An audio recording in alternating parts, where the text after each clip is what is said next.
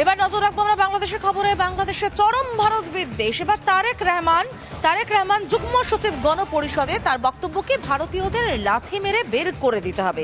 কি ভয়ঙ্কর বিদ্বেষ বারে বারে আমরা শুনতে পাচ্ছি, কখনো বিএনপি নেতার মুখে, কখনো প্রাক্তন সেনা কর্তাদের মুখে। কি ভয়ঙ্কর ভারত বিদ্বেষ। 26 লক্ষ ভারতীয়কে মেরে সীমান্তে পাঠানোর গলাবাজি ইউনুসপন্থী নেতার। ভারতের অবদান ভুলেছে বাংলাদেশ, ভুলেছে যে বাংলাদেশ আলাদা দেশ হিসেবে পরিচয়টাই পেত না থাকতো। কি বলেছে তারেক রহমান শুনুন। মাঝে মাঝে বলি না 26 লাখ ভারতীয়, এগুলো কোথায়? একটা একটা করে ইন্ডিয়ানকে ধরে লাথি মেরে ইন্ডিয়ার সীমান্তে ঢুকাই দিয়ে আসতে হবে। গতদিন স্বরাষ্ট্র দপ্তর থেকে বলা হয়েছে 10 লাখ বিদেশি বাংলাদেশে অবৈধভাবে কাজ করে। এটা কি আমেরিকানরা অবৈধভাবে কাজ করে? রাশিয়ানরা কাজ করে? কারা কাজ করে? ভারতীয়রা কাজ করে। দেখেন, 10 লাখ ভারতীয় বাংলাদেশে অবৈধভাবে কাজ করে, এর অর্থ কি?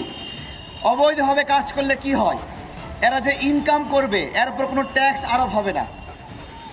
এরা যে টাকা পাঠাবে সেটা কোনো লিস্টেড হবে না। ব্যাগে করে লাগেজে করে টাকা নিয়ে যাবে। এটা যে বাংলাদেশকে কতটুকু ভিতর থেকে খেয়ে ফেলে তা আমি বোঝাতে পারবো না।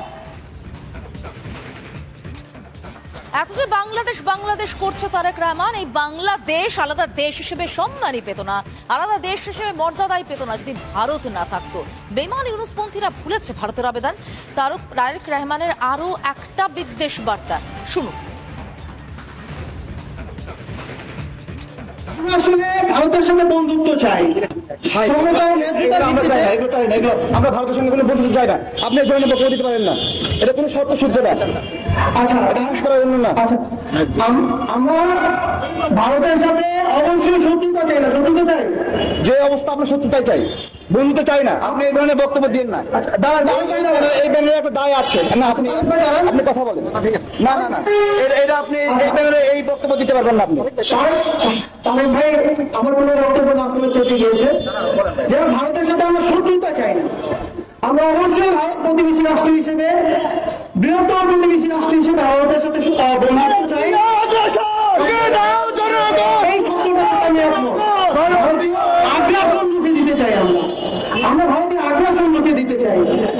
তার মানে এই না ভারতের সাথে শত্রুতা তৈরি করতে চাই। ভারতের সাথে শত্রুতা তৈরি করা তো আমাদের কাম্য না।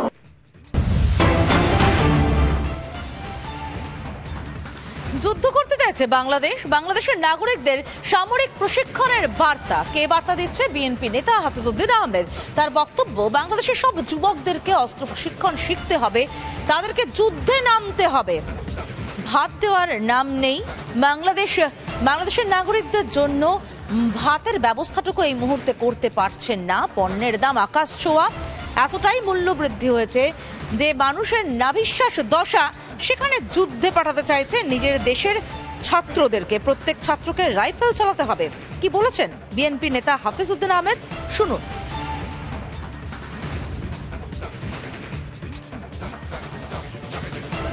যুদ্ধ যদি তারা শুরু করে, এই যুদ্ধ আবার তাদের দেশে গিয়েই শেষ হবে। আমরা প্রত্যেকটি বাংলাদেশি নাগরিককে সামরিক ট্রেনিং দিয়ে প্রস্তুত করব যুদ্ধের জন্য। প্রত্যেকটি ছাত্র যেন রাইফেল চালাতে। যুদ্ধ যদি তারা শুরু করে, এই যুদ্ধ আবার তাদের দেশে গিয়েই শেষ হবে। আমরা প্রত্যেকটি বাংলাদেশি নাগরিককে সামরিক ট্রেনিং দিয়ে প্রস্তুত করব যুদ্ধের জন্য। প্রত্যেকটি ছাত্র যেন রাইফেল চালাতে জানে।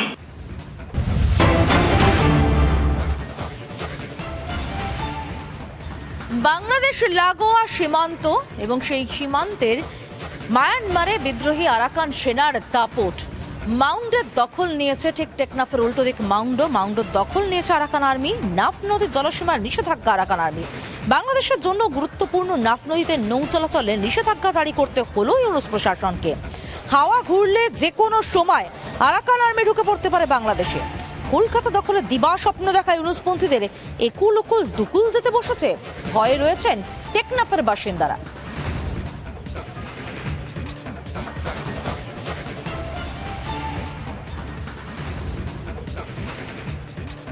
আমরা রাতে ঘুমাইতে পারতেছি না, মানে আবাস অনেক ছাউন আর কি। এখানে আসলে ঘর শুদ্ধা কাঁপতেছে আর কি, প্রতিদিন এরকম চলে, অল টাইম। আমরা প্রতিনিয়ত মায়ানমারের বোমা হামলার যে প্রভাব, সেটার কারণে আমাদের বাড়িঘর, আমাদের মাদ্রাসার বিল্ডিং সহ অনেক কিছু ভেঙে যাচ্ছে। তার একটা নমুনা হচ্ছে এটি কিছুদিন আগে বোম্বের কারণে এটা কম্পন সৃষ্টি হওয়াতেই এই জিনিসটা ভেঙে পড়ে যায়। আর অবদানে রাখতে চাবো, টেকনাফ সেন্ট মার্টিন রুটে নৌ চলাচল বন্ধ করতে বাধ্য হয়েছে মোহাম্মদ ইউনূস। কারণ ভয়, যে কোনো মুহূর্তে আরাকান আর্মির তারাকে রোহিঙ্গারা ঢুকে পড়তে পারে। আর রোহিঙ্গারা যদি নাও ঢোকে, যে কোনো মুহূর্তে আরাকান আর্মি ঠিক আধ ঘন্টায় নাফ নদীটা পার করেই ঢুকে পড়বে টেকনাফ। এই মুহূর্তে স্ক্রিনে দেখতে পাচ্ছেন আপনারা মাউন্ডোর অবস্থান। মাউন্ডোর ঠিক উল্টো দিকেই টেকনাফ, যার মাঝে বয়ে গিয়েছে নাফ নদী। এবং এই নাফ নদী পেরোতে কার্যত মাত্র আধটি ঘন্টা সময় লাগবে। আধ ঘন্টার মধ্যে যে কোনো সময় পৌঁছে যেতে পারে টেকনাফে আরাকান আর্মি। আর টেকনাফ পৌঁছে গেলে ঠিক উত্তর দিক বরাবর সোজা গেলেই চট্টগ্রাম কক্সবাজার। সুতরাং খুব দ্রুত কিন্তু আরাকান আর্মি যদি নাফ নদী পেরোতে পারে, অনায়াসে চট্টগ্রামের দখলটাও নিয়ে নিতে পারে। সেই ভয়ে ইউনূসের নিষেধাজ্ঞা, ইউনূস সরকারের নিষেধাজ্ঞা, নাফ নদীতে নৌ চলাচল বন্ধ থাকবে। অনুপ্রবেশ বন্ধ করতেই এই সতর্কতা জারি। রোহিঙ্গা এবং আরাকান আর্মিকে ঠেকানোর জন্য নৌ চলাচল বন্ধ করতে বাধ্য হয়েছে ইউনূস প্রশাসন। এই মুহূর্তে টেকনাফের বাসিন্দারা ভয়ে রয়েছেন, তাদের রাতের ঘুম হচ্ছে না, ঘুম উড়েছে জামাত ইউনূস জোট সরকারেরও।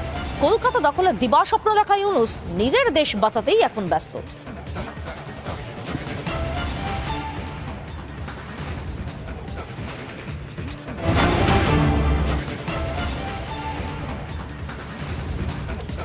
গতকাল চিন্ময় কৃষ্ণ দাসের জামিনের শুনানি হয়নি, কারণ ওকালতনামাটাই জমা দিতে পারা যায়নি।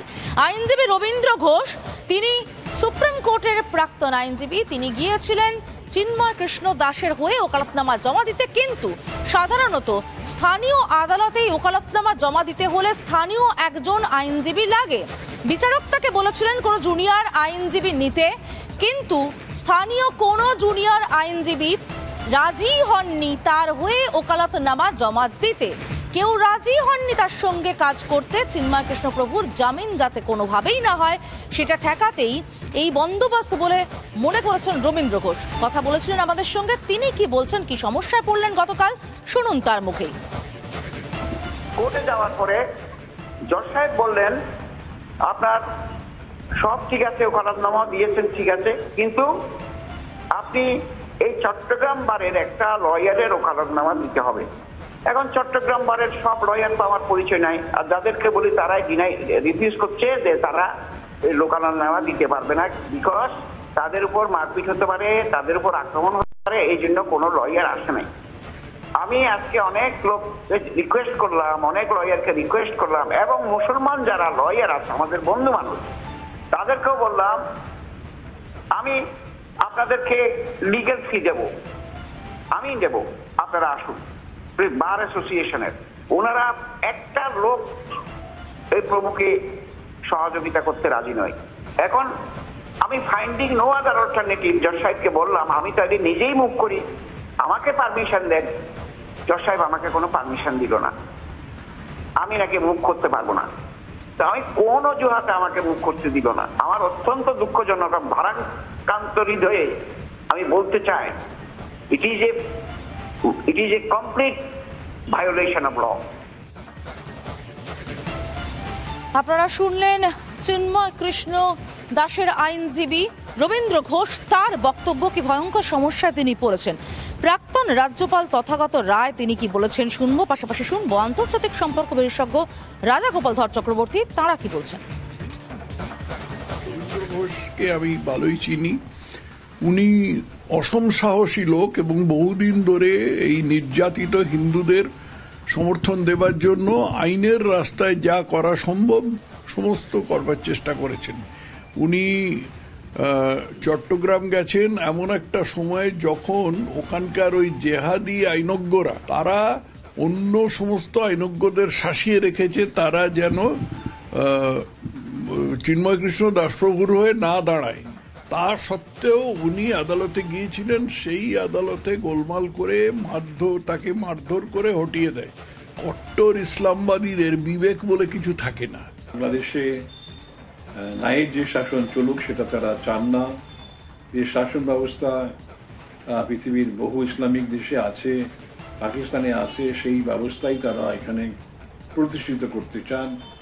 এবং এখানে দেখা যাচ্ছে যে ফ্যাসিবাদের সঙ্গে তাদের যে ভাবধারার কোনো তুলনা নেই, এবং যারা সেই ফ্যাসিবাদকেই এখানে গ্রহণ করতে চাইছেন তারা আইনের প্রতি তারা দায়বদ্ধ নন, তারা মৌলবাদীর কাছে দায়বদ্ধ। এটাই কিন্তু বাংলাদেশের একটা ভয়ানক দৃষ্ট হয়ে দাঁড়াচ্ছে সারা পৃথিবীর কাছে।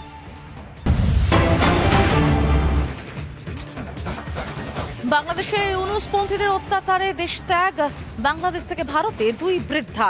ভারতে এসে গ্রেপ্তার 2 ইসকন ভক্ত বৃদ্ধা। বাংলাদেশিদের অত্যাচারে তারা দেশ ছাড়তে বাধ্য হয়েছেন। কালিয়াগঞ্জের রাধিকাপুর থেকে গ্রেপ্তার করা হয়েছে তাদেরকে। 2 বাংলাদেশকে গ্রেপ্তার করে বিএসএফ। ধৃত দুজনে 14 দিনের জেল হেফাজতের নির্দেশ দিয়েছে রায়গঞ্জ আদালত।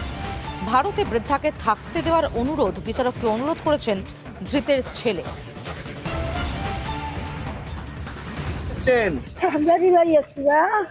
বাংলাদেশে কি মারধর করছে? হ্যাঁ, অত্যাচার করে থাকিবার কি হয় নাই, বেটি কিনার না আছে। ভারতে কোন দিক দিয়ে আসলেন? ভারতে আছে ওই যে আদিকেবুর দিয়া। সত্য কথা বা কাঁটাতার পার হয়ে এসেছেন? ওখানে কি অবস্থা? বাংলাদেশে কি অবস্থা? অত্যাচার খুব করে, নিজের জায়গা নাই, মানুষ থাকির দেয় না। তো বেটি আছেন না, বাড়ি ঘরে আগুন টাগুন দিচ্ছে? বাড়ি ঘরও ভাঙ্গি দিছে, মারধর করছে। কি বলছে ওরা? কি চাচ্ছে? কি চাচ্ছে? হিন্দুক দেখি পাচ্ছে না, আপনাদেরকে হিন্দুদেরকে দেখতে পাচ্ছে না, মারধর করছে, সেই জন্য চলে এসেছেন ভারতে। বেটি আছেন কিনা, বেটি গেল। বর্তমান বাংলাদেশের পরিস্থিতি খুব খারাপ, হিন্দুদের উপর খুব জুলুম অত্যাচার চলতেছে।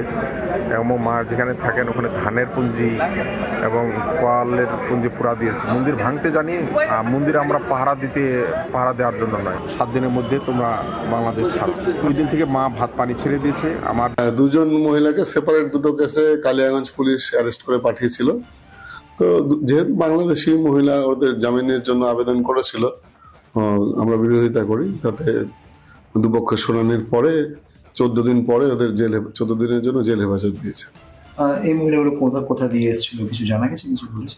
এটা কালিয়াগঞ্জ লাগোয়া বর্ডার ঘেঁষেই এসছে।